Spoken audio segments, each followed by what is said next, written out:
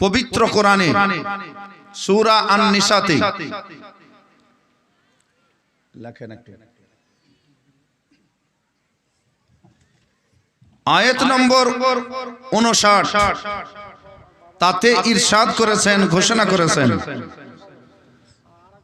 ইয়া আইয়ুহাল্লাযীনা আমানু আতিউল্লাহা ওয়া আতিউর রাসূল,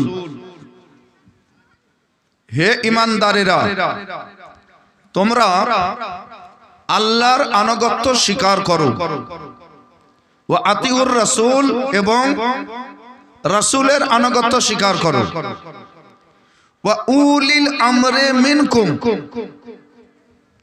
এবং ইসলামিক মামলা যার হাতে আছে সেই আমিরের আনুগত্য স্বীকার করো। ফাইন তানাযাতুম ফি শাইইন, যদি তোমাদের মাঝখানে কোনো জিনিস নিয়ে সমস্যা বেঁধে যায়, ফারুদ্দুহু ইলাল্লাহি ওয়ার রাসূল, তো তোমরা প্রত্যাবর্তন করো, তোমরা যাও আল্লাহ এবং রাসূলের কাছে সমাধানের জন্য।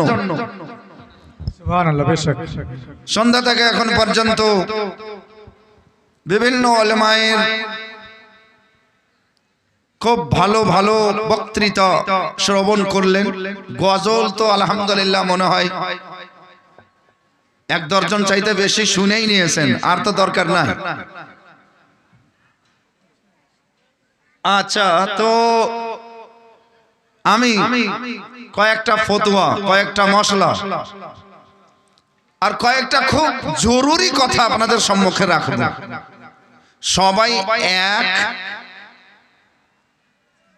হালে যদি বোঝা যায় তাহলে তো এক রকমের জিনিস পাওয়া গেল।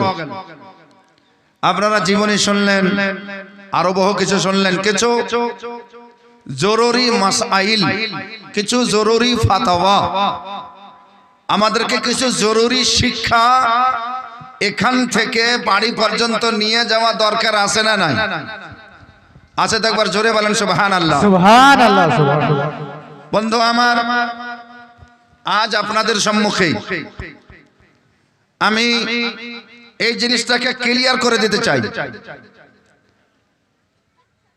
আহলে সুন্নাত ওয়াল জামাত বা মুসলমানের জন্য ল, কানুন, তরিকা, আহলে সুন্নাত ওয়াল জামাত মুসলমানের জন্য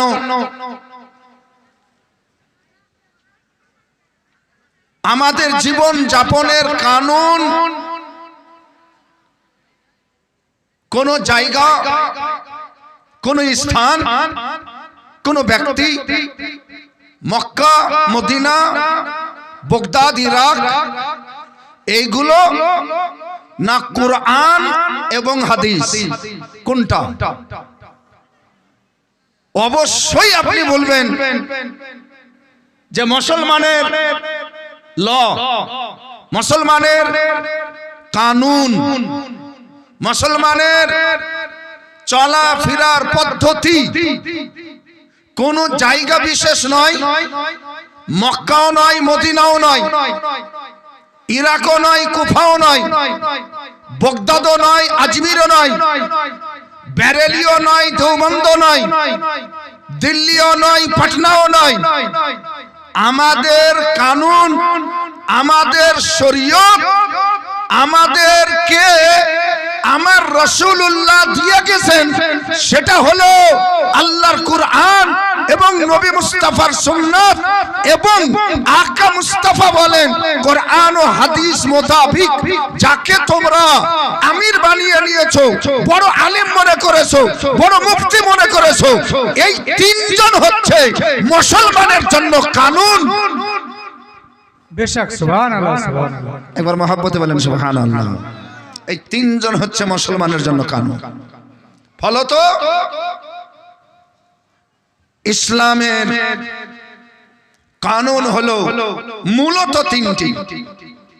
এক হলো কুরআন, দ্বিতীয় হলো হাদিস অর্থাৎ সুন্নাত, আর তৃতীয় হলো টোটালে ইজমা এবং কিয়াস, সুবিধার জন্য ইজমাকে আলাদা করা হয়েছে আর কিয়াসকে আলাদা করা হয়েছে।